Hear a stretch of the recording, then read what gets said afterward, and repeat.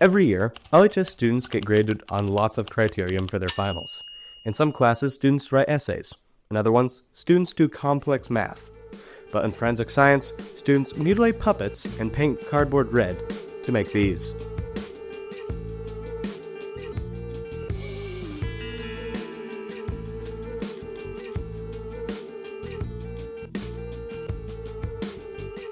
And thankfully, we have a very enthusiastic reporter to show us the models.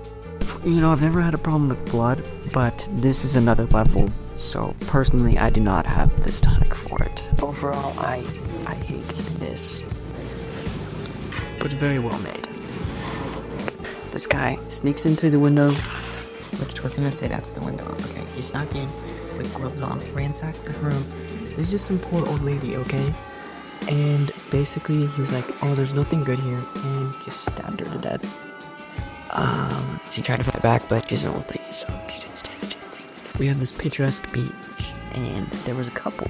Senior skip day, it says. And, you know, they were just chilling on the beach. Some guy, unknown who it is, shoots them in the back. Both of them. They try and attack him, but obviously are not successful. He basically mags dumps them. Robert was shot 11 times and Linda was shot 8 times. That's a lot of bullets, guys.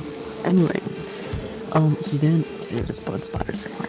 He then drags them and puts them in this shack. Has this blanket, he puts everything inside and tries to light it on fire. Although this man must not have been a Boy Scout because he could not start a fire.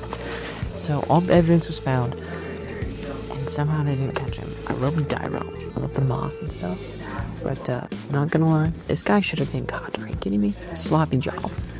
On the story. Very well made. Samuel W. Smith. Job.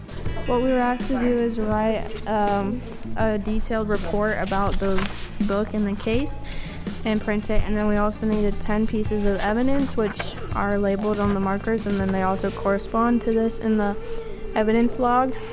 These are citations from the book where multiple, different things were from. So, a profile of the suspect, profiles of the victims, evidence. So this is John Wayne Gacy's house. So John Wayne Gacy killed 33 people over a course of quite a few years. This is what his house looked like after it was excavated. So this isn't, he had a crawl space under his house where he buried 27 of the 33 people he killed. This is just 2 rooms in his house. He was also found on all the things he stole from people. He took someone's TV. No, not the TV. The only reason that they were able to convict him, though, was on this bag of weed. Never mind, I'll soon get my DOS money. See what a jolly good bonnet I have now.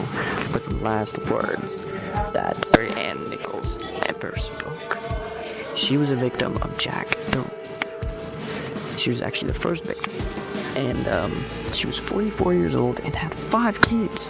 Her throat was cut ear to ear, and her lower part was completely ripped off. Assuming that is Jack the Ripper or something. Sam, how do you feel about forensic science? Would you take the class? Don't you love these things? You know, I've never had a problem with blood, but this is another level, so I think it's cool that you guys get to learn about this stuff. Why you're fascinated, that scares me, but at least you're furthering your education. Go Bengals. Have a good day.